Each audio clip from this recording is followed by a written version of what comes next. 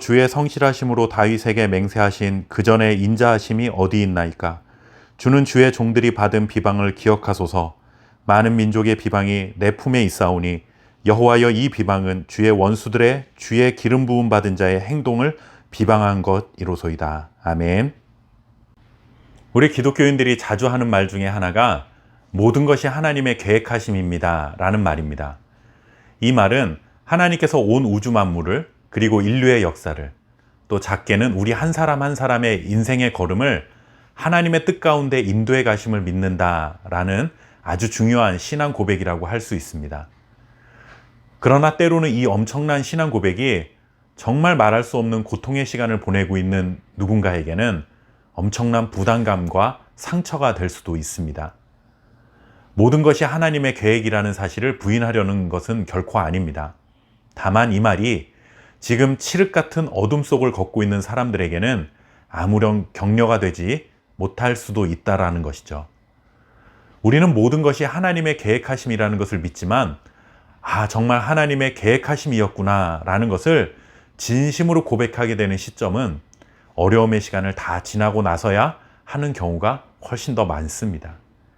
이런 예화를 들어보신 적이 있을 것입니다. 어떤 사람이 인생이라는 모래밭을 걸어가는데 뒤를 돌아보니 항상 나의 발자국 옆에 주님의 발자국이 있었습니다. 그런데 어느 순간을 보니 발자국이 하나밖에 남지 않았습니다. 곰곰이 생각해 보니 그 시간이 자기의 인생에서 가장 힘들고 어려웠던 시간이라는 것을 알게 되었죠. 그래서 이 사람은 주님께 이렇게 질문합니다. 평소에는 저와 늘 함께 하시다가 왜 제가 가장 힘든 그 시간에 저 혼자 내버려 두신 것입니까? 라고 주님께 물었습니다. 그러자 주님이 이렇게 대답하셨다고 하죠. 하나밖에 없는 발자국은 너의 발자국이 아니라 내 발자국이다. 내가 힘들어 쓰러져 있을 때 내가 너를 업고 그 길을 걸었다. 여러분, 오래된 예화이지만 우리의 인생이 이와 같은 경우가 정말 많습니다. 인생에서 가장 어둠의 시간을 보낼 때는 주님이 안 계신 것 같습니다. 주님이 계신다면 왜 이런 시간을 보내야 하냐고 불평이 나오기도 합니다.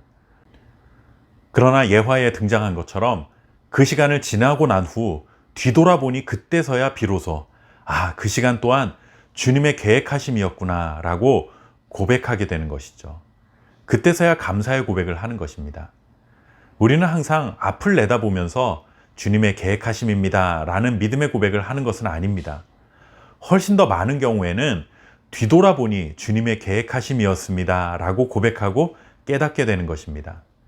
오늘 시편 89편은 사실 51절에서 끝나고 마지막 52절은 후대에 삽입된 구절이라고 학자들이 의견을 모읍니다. 그러니 시편 89편도 국가적인 재난을 당하는 이스라엘 백성들을 돌아보지 않으시는 하나님에 대한 원망 섞인 기도라고 할 수 있습니다. 하나님이 다윗에게 영원한 왕조를 허락하셨는데 이렇게 수치와 모욕을 당하도록 하나님 뭘 하고 계십니까? 하나님이 하신 약속을 잊으셨습니까? 하나님의 신실하신 약속은 도대체 어디 간 겁니까? 라는 것이 이 시의 내용입니다. 그런데 52절 여호와를 찬송할지어다 아멘 아멘 이라는 구절을 후대에 왜 삽입을 했을까요? 이스라엘이 멸망을 당하는 그 순간에는 하나님이 보이지 않았지만 바벨론의 포로에서 돌아와 보니 그것 또한 하나님의 계획하심이었구나 라는 것을 그때서야 깨닫게 된 것이죠. 그래서 믿음의 후손들은 하나님에 대한 원망으로 끝난 시편 89편 51절 뒤에 52절에 그 찬양의 고백을 삽입한 것으로 보입니다. 우리의 인생도 마찬가지입니다. 지금은 정말 힘들고 어려운 시간을 보내면서 51절에서 끝나는 것 같은 인생이라 할지라도 인생의 결국에는 52절의 고백을 할 수밖에 없도록 인도해 가시는 하나님이 우리와 함께 하고 계십니다. 오늘 51절에 머물러 있다 할지라도 훗날 결국에는 52절의 그 고백의 자리로 나아가게 하실 하나님을 신뢰하며 승리하시기를 바랍니다. 감사합니다.